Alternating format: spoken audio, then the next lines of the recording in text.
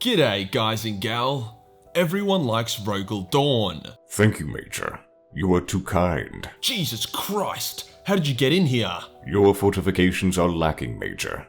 I have already created a numbered list to help correct this. My fortifications are what? Doesn't matter. What does matter is that everyone loves Primarchs and everyone loves Rogal. Slap the two together and you get a recipe for success. Success is not edible and cannot be formulated with a recipe. Doing this again, are we?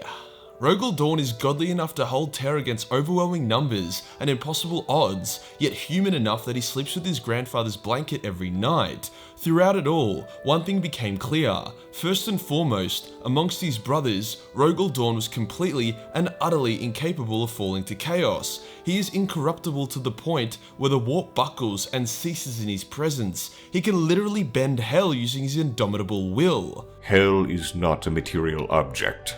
It cannot be bent.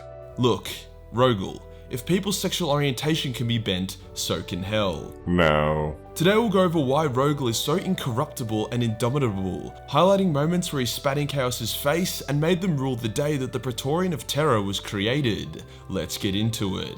Rogal was off to a good start, in the fact that he had a positive male role model when he grew up. Yes. My grandfather. A brilliant man who introduced me to fun activities, such as engineering and architecture. Each to their own, I guess. As such, Rogal Dorn escaped the devastating affliction which was the main cause of Chaos's ability to lay so many Primarchs low. I am of course talking about daddy issues. Daddy issues create a hole in one's soul that cries to be filled out. For girls, this manifests as teen pregnancies. For guys, this manifests as becoming demon Primarchs. But I'm getting ahead of myself. Whilst Rogal did not have the magic of Magnus or the hide-and-seek skills of Corvus, he still had his own cheeky abilities, including not being able to lie and being wildly good at Lego building, with just some examples. Now, whilst these abilities seem comparatively shit compared to Sanguinius's wings or Conrad's foresight, they allowed him to tread a path that tore through deception and temptation. If you cannot lie to others, you cannot lie to yourself, and it was often the lies to oneself that allowed chaos to creep into their rectal orifice. That is not how chaos corruption works. Only Slaanesh takes interest in one's posterior, and that is well after they have already fallen. Dude, can I use any metaphor with you? No. Well, I'm going to keep doing it anyway for comedic value. The real test of one's ability to not pledge their soul to the forces of hell came when Horus unveiled the fact that he was a jealous douchebag and he declared jihad on the Emperor. Some of the Primarchs passed this test with flying colours, such as the Lion, who genuinely made Chaos enter into an awkward silence when they read his soul and try to come up with something that might sway him, and others barely pass, like Sanguinius, who nearly allowed himself to get possessed by a fucking demon because maybe it would prevent his sons from becoming edgy space vampires. All of them had their test, all except Rogal. Chaos didn't even bother trying to turn Rogal to Chaos, as it would just be a waste of time and likely a waste of demon lives. As soon as news of Horus's tomfoolery emerged, Rogal immediately sprung into action, preparing loyalist defenses as well as counterattacks. He vowed he would see every single traitor dead or die trying. There was no, "Oh man, but I really liked Lorgar."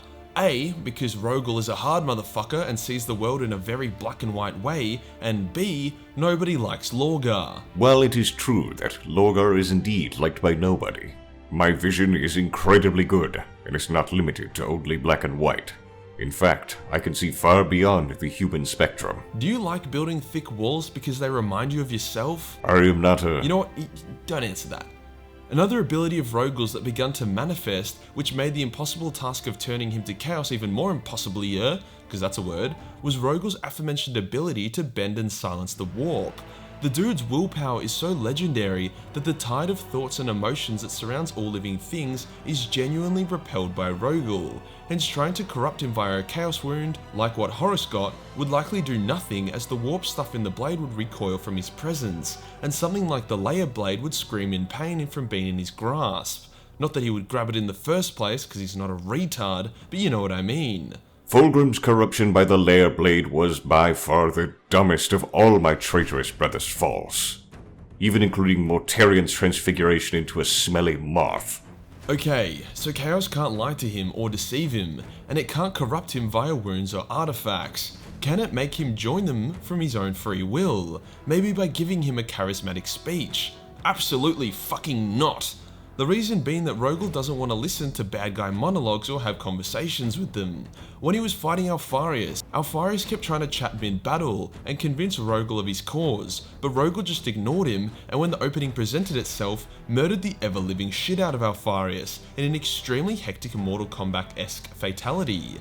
There was no goading or yelling as Alfarius lay dying, he literally killed the dude in under 2 seconds from when he began his finishing move. A similar situation emerged with Fulgrim. Fulgrim loves monologuing, and it only got worse when he got turned into a rapey snake. Yet when he fought Rogal, Rogal just kicked the shit out of him whilst remaining mostly silent. One of the only things he said was that he was really good at sword fighting, which is a good call considering he won the fight. Even when Fulgrim lied and was like, "Turn around and look, Dorn, the wall has fallen, you have lost," all Rogal replied with was, "No."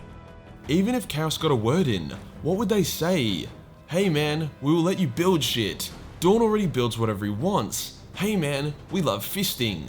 Dorn isn't into that kind of fisting." The one thing that Dorn wants, Chaos definitely can't give him, and that is to settle down and build wondrous works of art. Buildings that don't require reinforcement against missiles and cities that aren't made to withstand demonic invasions. Pure art for the betterment of humanity. Basically, Dorn wants a galaxy without war.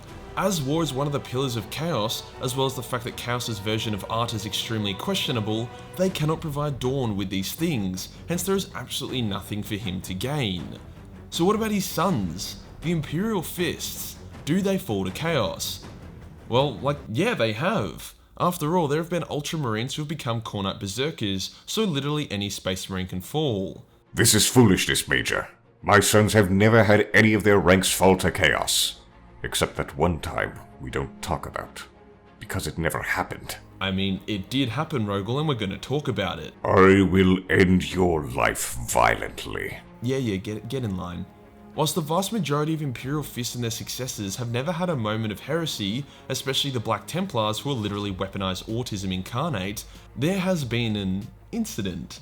No, I'm not talking about the Soul Drinkers because they technically aren't Imperial Fist successors, I'm talking about the Fists Exemplar. The War of the Beast was a shit time for the Imperial Fists. The chapter was more or less destroyed and they had their first little bit of heresy. Basically, the Fists Exemplar found themselves in contact with the Iron Warriors. And were obviously ready to bust a cap in their ass. Unfortunately, the Beast forces were coming, and if the Iron Warriors and Exemplars fought, then whoever won would easily get shat on by the Orcs. As such, they teamed up to beat the Orcs. From a practical standpoint, this is fair enough. The enemy of my enemy is my friend.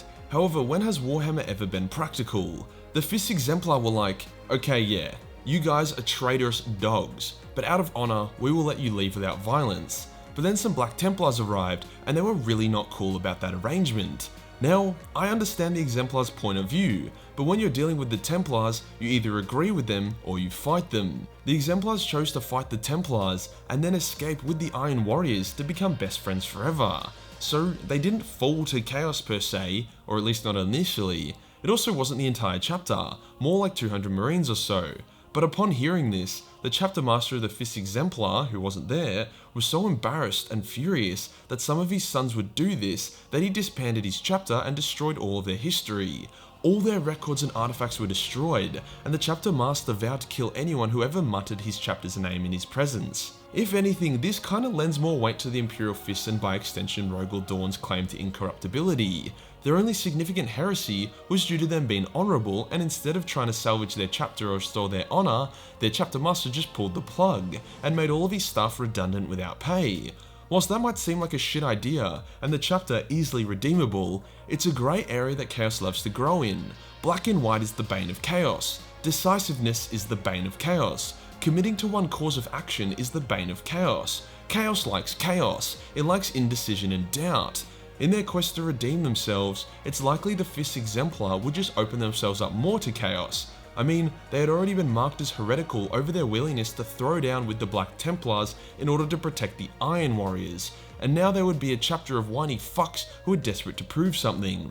But that shit got shut down, so no worries, brother. Rogal's apparent death in the current setting, "I am not dead." apparent death, was a tragedy. but the only way Chaos could ever hope to remove him from play. There was no blade, no spell, no word, nor no promise that could even momentarily make Dorn consider Chaos. After all, the warmth from a grandfather's blanket will always be greater than all the fires of hell. And that does us for today, guys. Huge thank you for Rogal for breaking into my house and waiting until the end of the video to bludgeon me to death, for talking about the Fifth Exemplar. Your suffering will be legendary. If you enjoyed the video and want to support the channel, then Patreon is the place to be, where only $1 per month give you access to a boatload of Warhammer hentai. Hit the subscribe button, then hit the real subscribe button for more feisty content. Join the Discord for more memes, and I'll see you in the next one. Peace.